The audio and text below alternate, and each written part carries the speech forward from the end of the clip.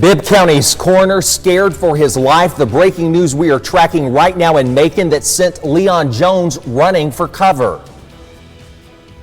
A motel in Macon shut down and its owners in big legal trouble. Our Ashton Packer has all the details on the county's actions after conditions in the complex were deemed unlivable.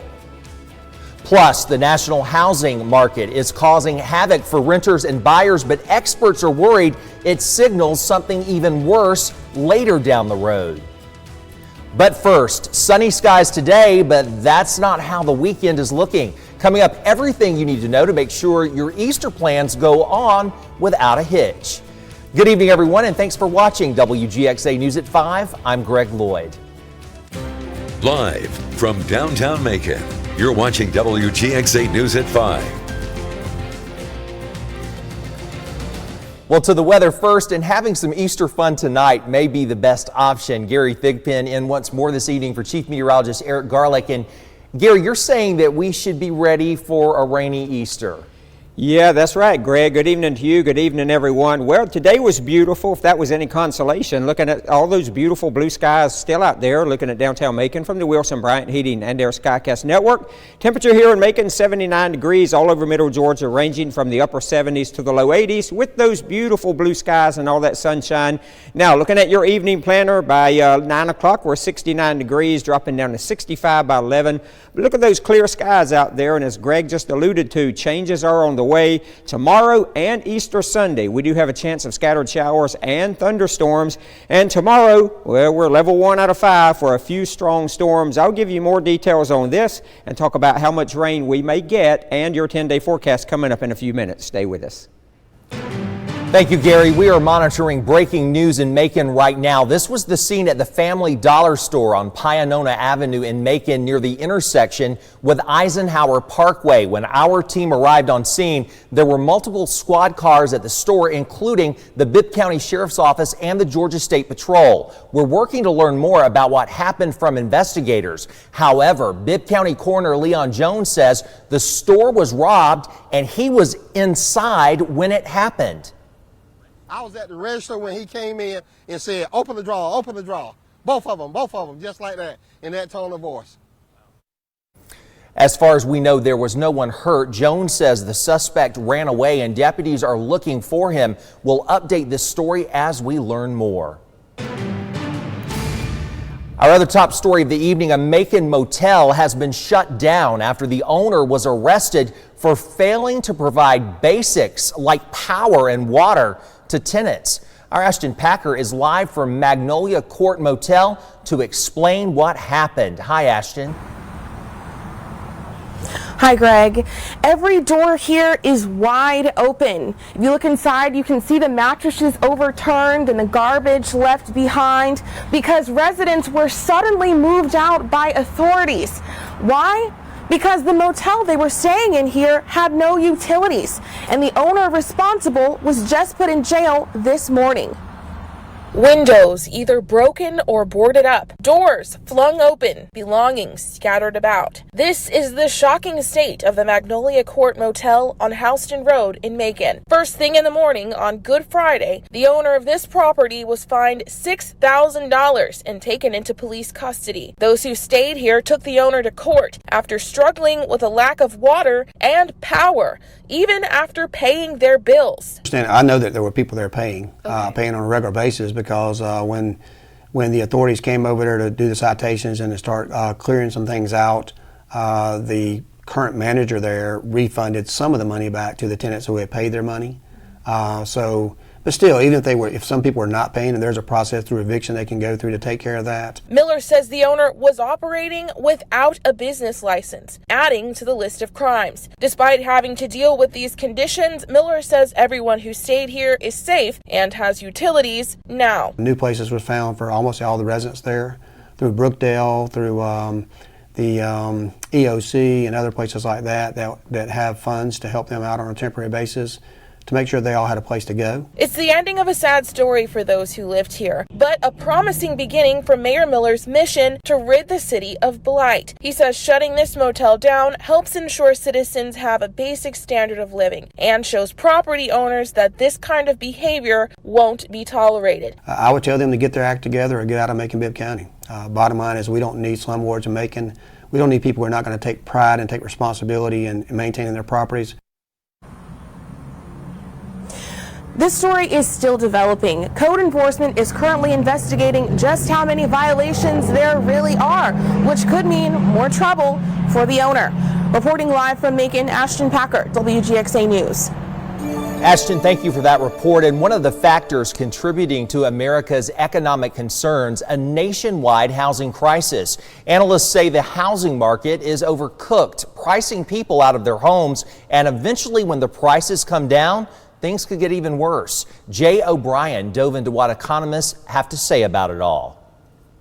Some describing the current housing market as a four-alarm fire. Rents are spiking, home prices are through the roof, but some big names are warning that might not be the worst of the financial trouble ahead. This market is going to cause a lot of homelessness. Okay. Paige Hales with Motivated Connected Realty is at ground zero of the current nationwide housing crisis, South Florida, where rents have more than doubled in some areas and first-time home buyers don't stand a chance as property values skyrocket. You have people calling you that are days away from leaving their apartment that can't afford to go anywhere?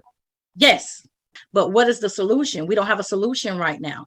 And that's the reality of it. Right now, new data showing the supercharged housing market. Federal mortgage giant Freddie Mac reporting the average rate of a 30-year mortgage hitting 5% for the first time in more than a decade. Trying to cool off an overheating economy, the Federal Reserve signaling it will continue to raise interest rates after keeping them low to help the economy during the worst of the pandemic. Interest rates have been so low, and there was virtually no building. So you've got a supply and demand crunch. But Austin Goolsbee, former top economist in the Obama administration, warning a recession could be ahead, citing not just the housing market, but an overflow of pandemic stimulus money, supply chain issues, and the ongoing war in Ukraine, pushing gas prices higher and higher. Whether it came from housing or not housing, you got to say that there's a decent chance of a recession in the next 2 years, if not sooner. Concerns now echoed by JP Morgan CEO Jamie Dimon, cautioning storm clouds on the horizon for the U.S. economy. Now, when people hear recession, a lot think back to 2008. Economists saying the U.S. is not exactly in the same position right now. There's a lot less debt in the housing market than there was before the financial crisis back then. But even still, any kind of recession would certainly be painful. In Washington, I'm Jay O'Brien for the National Desk. Well, it's a critical time for President Biden as he reacts to high inflation at home and a war overseas. The president is also trying to offset some damaging new poll numbers. So what can he do to turn things around? Chief political correspondent Scott Thuman with why two Democratic pollsters say he needs to act and act now. As midterm elections heat up, Republicans want to make them about President Biden, turning the tables on Democrats who've often targeted President Trump and whose numbers, CNN says, are actually now fractionally better when comparing the two. Well, at this point in his presidency, Donald Trump's numbers, actually his average approval rating is 1 point higher than Joe Biden's. This is a really, really, really bad number. That has Democrats worried. John Anzalone, Biden's campaign pollster, says it's all the more reason his party has to provide real results. I think what we're missing right now is that voters are very much in what have you done for me lately? They always are. And they don't feel Democrats can get their shit together and get things done. It's not as if Democrats don't have a highlight reel. Beyond Biden's infrastructure law, they're trying to counter the cost of living by expanding Obamacare, releasing emergency oil reserves, fighting alleged price fixing by meat packers, and fining the shipping industry for being too slow. Former Clinton advisor Mark Penn says it's not nearly enough. They've had month after month here to do something to turn around on inflation, on immigration, on Ukraine, on crime, and they just haven't done it. They've done small, little incremental changes. He thinks Democrats have to do more on big problems like prescription drug costs, childcare, and elderly care if they are to win back crucial independent voters who right now give President Biden only a 26% approval rating. These are spectacularly low numbers. The administration has got to pivot, or this is going to be a tornado of a midterms. Biden seeing sagging numbers from Black and Hispanic voters too. And while it's hardly all rosy for Republicans, still suffering infighting and a Trump term hangover, they think this could be the opening for a return to power. In Washington, I'm Scott Thuman.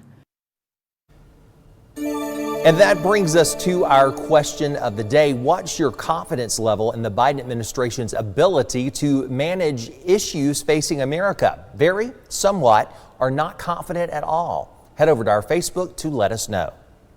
Now in Georgia headlines, gubernatorial candidate Stacey Abrams can't start raising and spending unlimited campaign contributions. A judge made the ruling because Abrams is not her party's nominee yet. This follows a state rule passed last year that lets certain top elected officials and nominees create committees that can raise unlimited campaign funds. Abrams and her committee filed a lawsuit last month challenging the constitutionality of that law.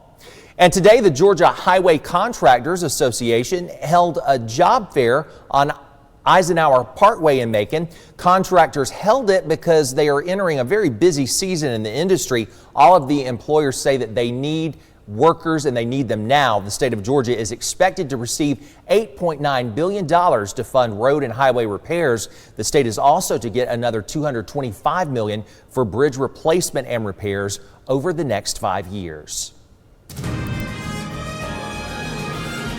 Warner Robins employees could soon see a pay raise as leaders there met to discuss it. The Finance Committee talked about ways they can afford a possible pay raise. Mayor LaRhonda Patrick says employees are struggling to deal with inflation in the area. She's hoping a change in pay will help the city retain employees, something she says the city has struggled with for a while.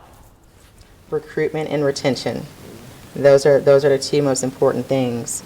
We've been suffering with it for a while. The city has, even before I took office, and our entire county suffers with it as well. But recruitment and retention is an issue, and we have to stop the bleeding somewhere. So today was our first stab at discussing as a committee what our options may be. Resources. As she says, the committee's goal is to make those changes to the city's pay scale at the start of the fiscal year, which is July 1st.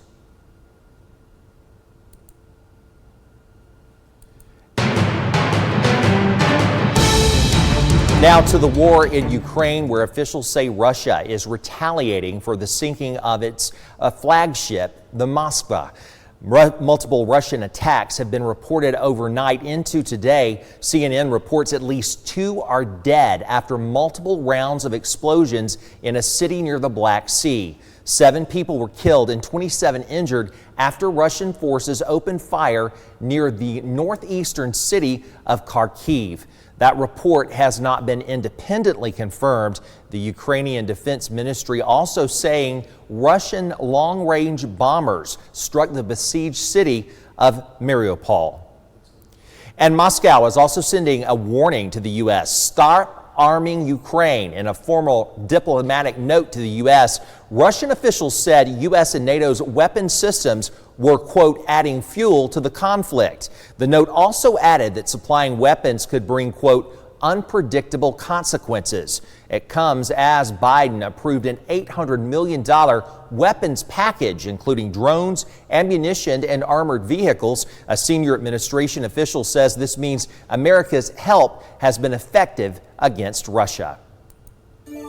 Well, coming up, get ready to take it easy in the kitchen. Milledgeville Burger Week starts today, and we're previewing the tasty choices next.